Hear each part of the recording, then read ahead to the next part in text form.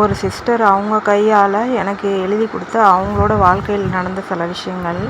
அவங்க வீட்டில் இவங்க ஒரே பொண்ணா, அவங்களுக்கு ஒரு தம்பி ஒரு அண்ணனாமா. அவங்க அவங்க மாமா பையனை தான் அவங்களுக்கு கல்யாணம் பண்ணி வச்சுருக்காங்க. கல்யாணம் பண்ணி வச்சுட்டு ஒரு 3 வருஷம்தான் அவங்க வாழ்ந்துருக்காங்க. அப்போ 2 ஒரு பையன் 2 பசங்க பிறந்திருக்காங்க. 2 பேருமே பசங்க தான். அப்போ சரி ஓகே அப்படின்னு சொல்லி இப்படியும் அப்படியும் வாழ்ந்துட்டு அம்மா வீட்லேயும் அங்கேயும் இருந்துகிட்ருக்கும்போது அந்த ஹஸ்பண்ட் தற்கொலை பண்ணி இறந்துட்டாரு. அவங்க வீட்டில் தான் அவரும் இருந்திருக்கிறாரு. அவங்க வீட்டில் அண்ணன் தம்பிங்களோட மன வருத்தத்தினால அவர் தற்கொலை பண்ணி இறந்துட்டார். அடுத்து இவங்க சரி ஓகே அப்படின்னு சொல்லி ஒரு 5 வருஷத்தை ஓட்டிட்டாங்க. அதுக்கப்புறம் அவங்களோட இன்னொரு மாமா பையனே இவங்கள கல்யாணம் பண்ணிக்கிட்டாங்க. கல்யாணம் பண்ணி இவங்களுக்கு 2 பொண்ணு ஒரு பையன். அந்த 2ஆவதாக கல்யாணம் பண்ணவருக்கு 2 பொண்ணு ஒரு பையன் பிறந்திருக்காங்க.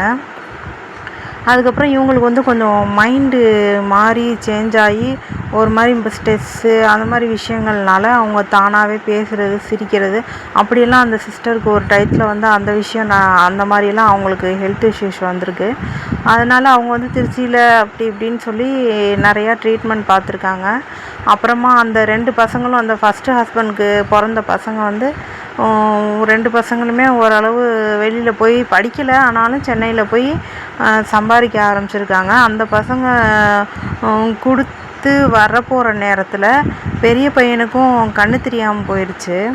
சின்ன பையனுக்கு இவங்கள மாதிரியே கொஞ்சம் மைண்டு பிரச்சனை அவனுக்கும் வர ஆரம்பிச்சிருச்சு. அந்த 2ஆவதாக கல்யாணம் பண்ண அந்த ஹஸ்பண்ட் இவங்க கூட இல்லாமல் அவரும் வெளியில் போயிட்டார்.